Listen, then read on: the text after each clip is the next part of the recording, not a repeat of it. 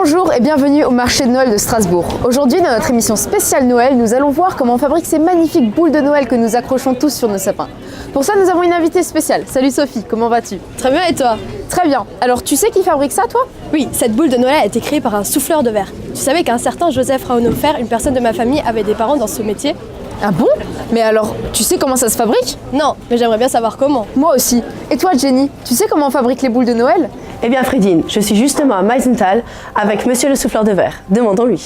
Donc une boule de Noël, c'est assez simple. Il faut un gros four de fusion donc, qui contient la matière verre en fusion. Il faut un peu d'outillage, de l'outillage ancien, une canne surtout, avec laquelle on va cueillir le verre dans le four. Après, le verre est préformé avec des outils en bois qu'on trempe dans l'eau. Et ensuite, on va souffler dans la canne en tranchant le verre derrière. Et c'est comme ça qu'on forme une boule. Waouh, c'est un sacré travail. Et comment lui est venue l'idée de faire ce métier? Pas très courant, hein?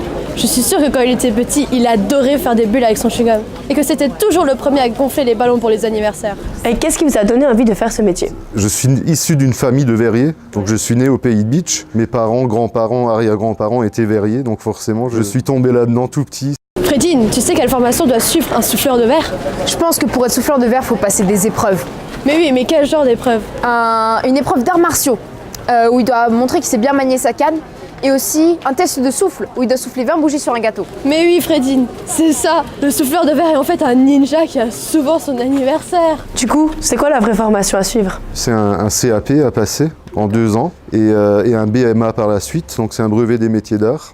Mais pour ma part, mon parcours était un peu spécial. Donc moi j'ai passé un bac en mécanique, j'ai commencé à l'usine, à la verrerie en tant que mécanicien de maintenance. Et au bout d'1 an, je me suis dit, il faut que j'apprenne ce métier, il faut que ces techniques perdurent, il ne faut pas que ça se perde.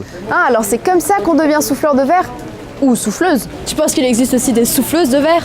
Je sais pas, mais est-ce que tout le monde peut faire ce métier? Moi je pense qu'un souffleur de verre doit avoir un physique hors norme et s'entraîner en courant à bout de souffle sur un tapis de course. Comme ça. En tout cas, il doit pas avoir de main gauche. Ah, clairement. Quelles sont les qualités requises pour être un souffleur de verre? Il faut avoir une certaine dextérité, il faut aimer le chaud, parce que devant les fours, il fait entre 90 et 100 degrés, donc en été, c'est pas facile. Et d'ailleurs, on se demandait, est-ce qu'on peut être une souffleuse de verre? Bien sûr, on en a pas mal. À Meisenthal, à l'atelier, on est environ 50% d'hommes et 50% de filles. Eh bien Fredine, peut-être qu'il y a des souffleuses de verre, mais pas moi. C'est beaucoup trop chaud ici. Allez, chauffe Marcel!